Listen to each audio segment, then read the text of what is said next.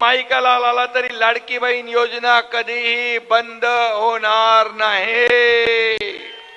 मंत्री असताना माझ्या लाडक्या बहिणींसाठी योजना पुरणार नाही खरा, आणि मी मुख्यमंत्री झालो, मला अभिमान आहे।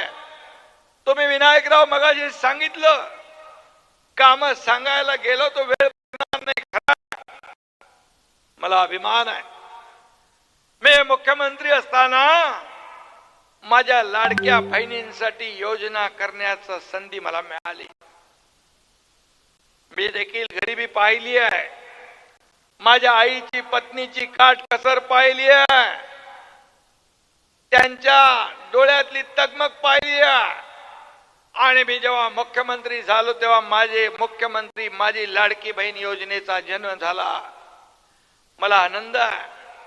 आज अनेक माझ्या लाडक्या बहिणी एकत्र येऊन क्रेडिट सोसायट्या बचत गट करून छोटा मोठा व्यवसाय व्यापार करू लागल्या, आणि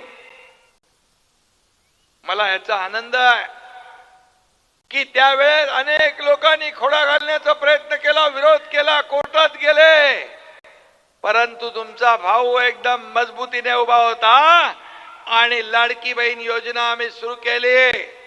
मी हेही सांगू इच्छितो, कोणी माईकाला आला तरी लाडकी बहीण योजना कधीही बंद होणार नाही।